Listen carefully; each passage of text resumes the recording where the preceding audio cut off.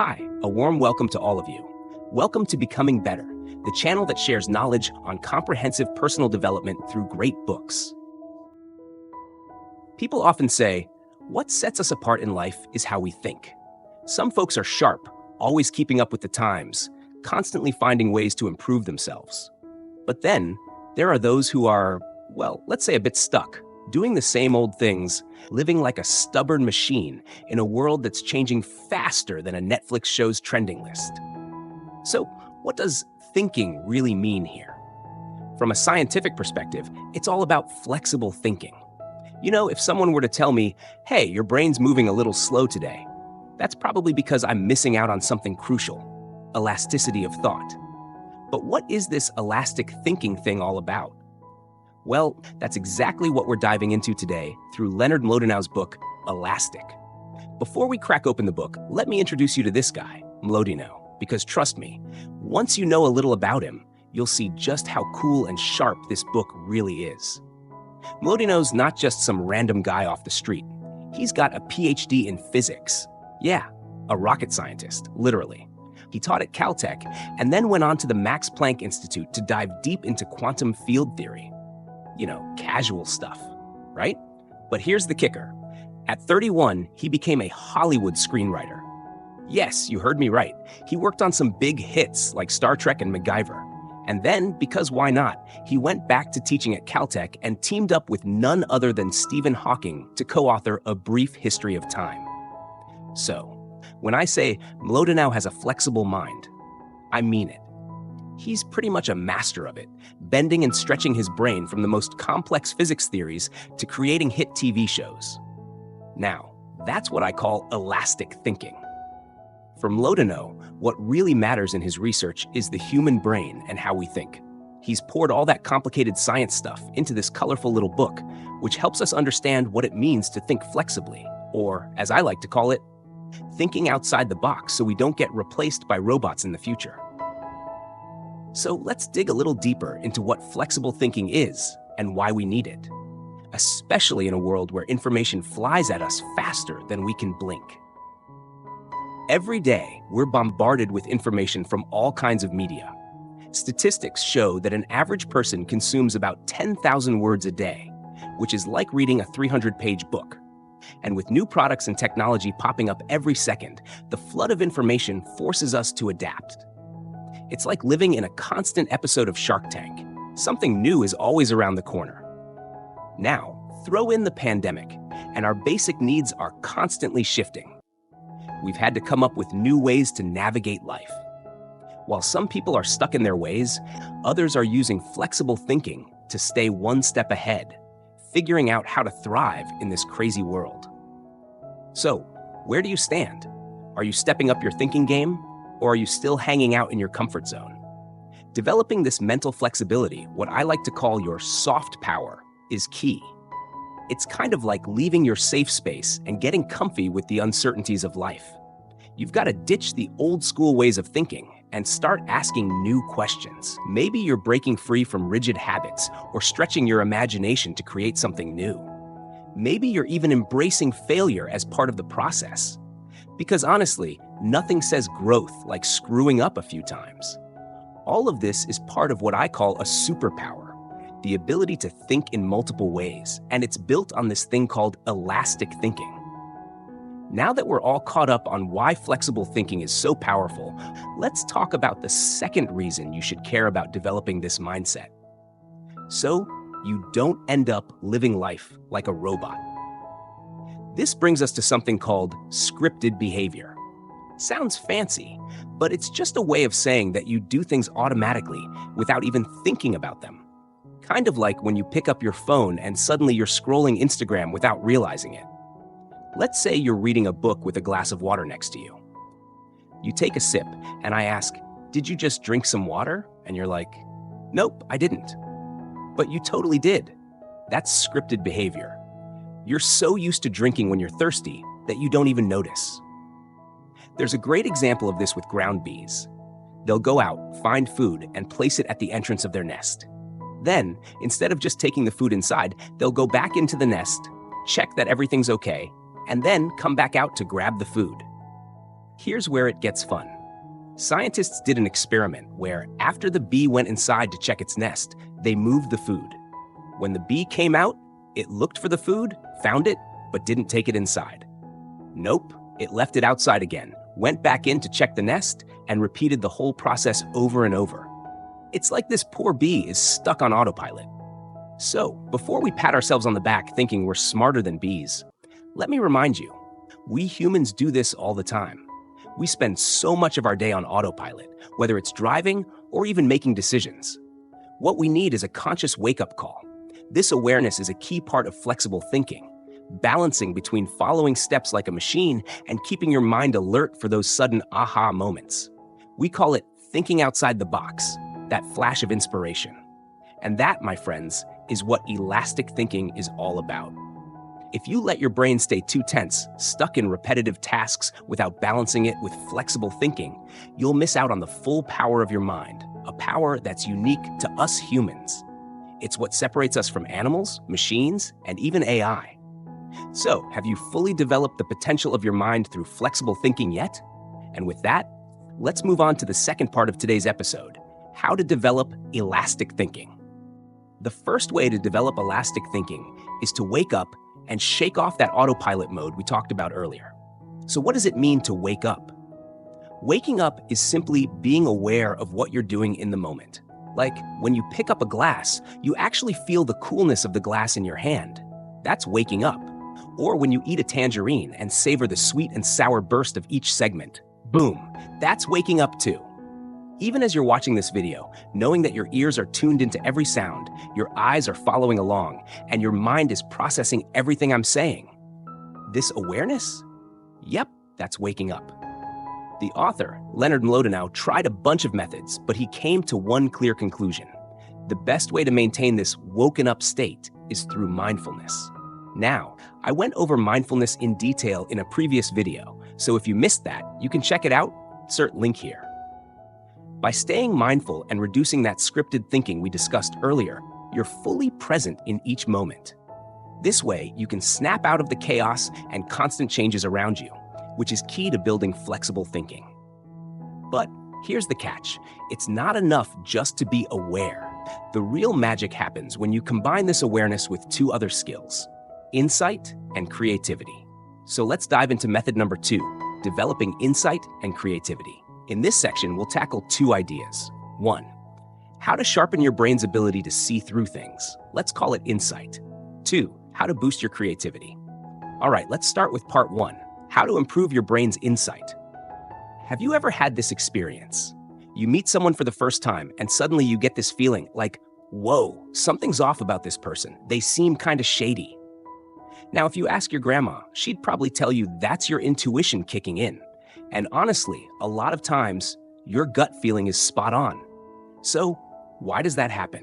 How do we just know these things? Well, it's all about how your brain works.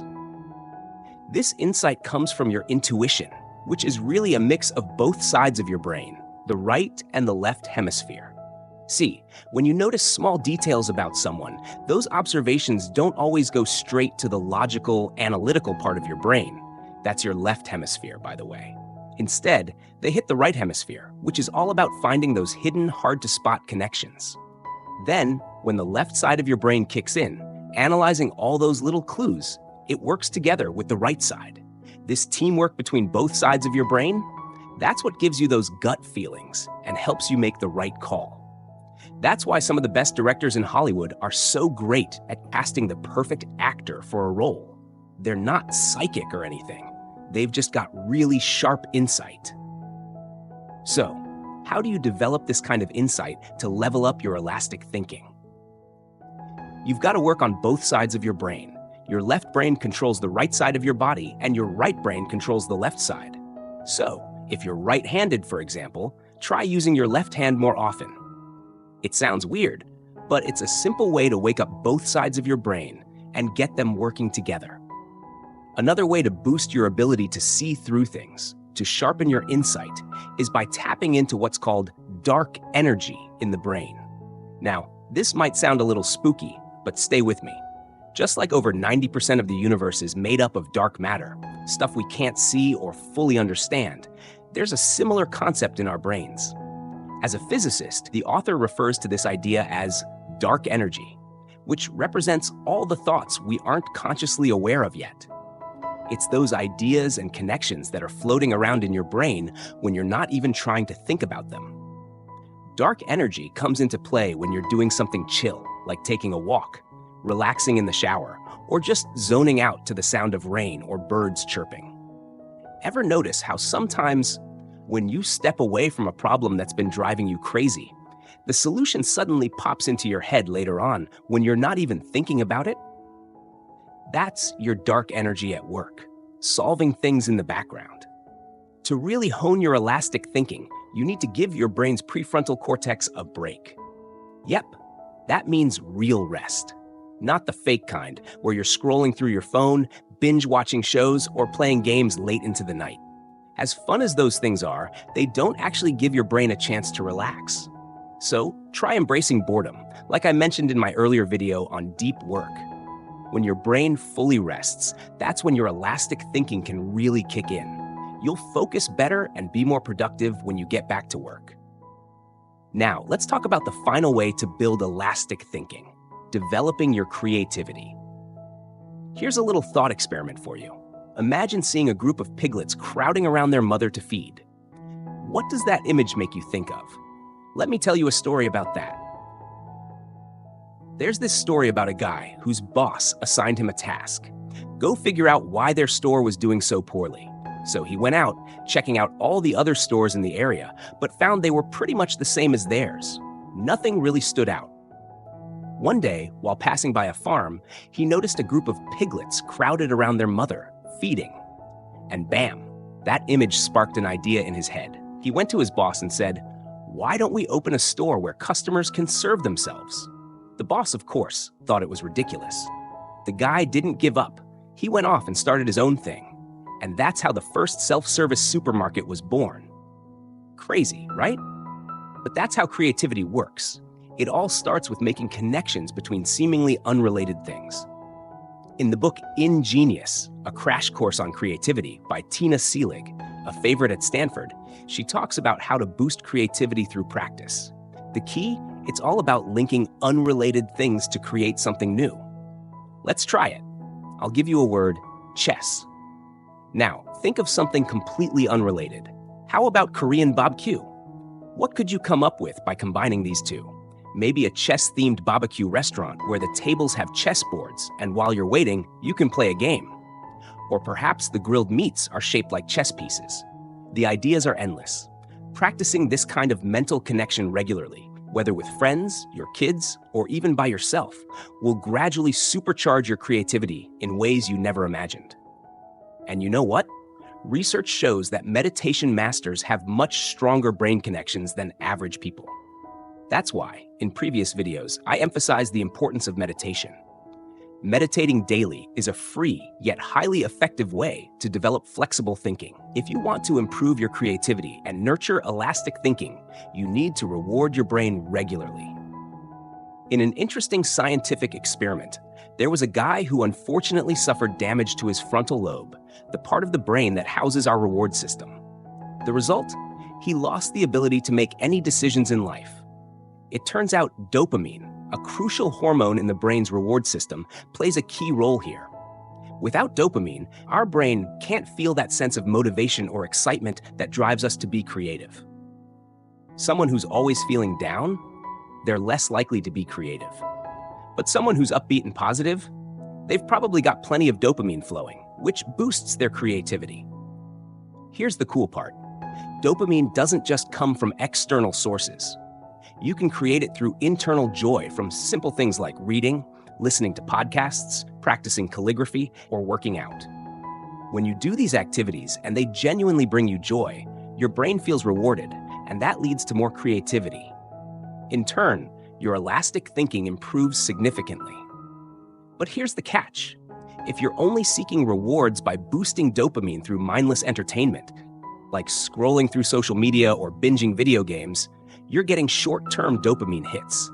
That's the kind of reward that leads to numbness, tricking you into thinking you're satisfied when you're not.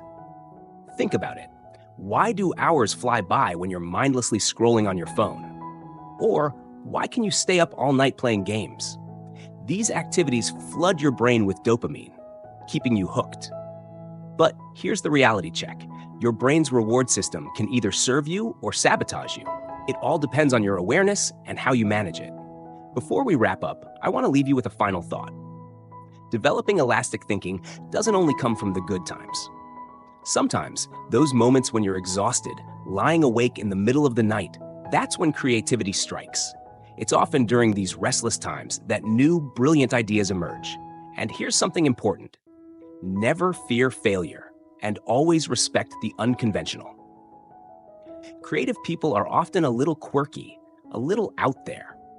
Take Nikola Tesla, for example. In his later years, he famously fell in love with a beautiful pigeon he used to see in the square. Now, most of us might not want to go that far, but hey, a little eccentricity never hurt anyone.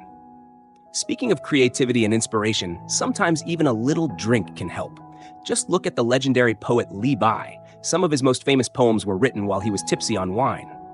Now, I'm not saying you should go overboard, just a little sip to loosen things up. But hey, no need to overdo it. Let's not get addicted. And finally, one of the best lessons comes from children. Only kids look at a staircase and think, I'm going to slide down that. Adults, on the other hand, just take it step by step. This is why people like Einstein were so creative. Even in his later years, Einstein still loved playing on slides and riding his bike everywhere. So here's my hope for you, that you can have a brain that's mature, full of logic and reason, but also a heart that stays young, vibrant, and full of joy. With that combination, your elastic thinking will thrive, unlocking your full creative potential and helping you grow in every way. If you found this video helpful, please give it a like and share it with those who might benefit from it. This is the biggest support you can give me. Also, don't forget to subscribe and hit the notification bell to catch every new video. Every week, we'll dive into a new book with Becoming Better. Thank you so much, and see you in the next video.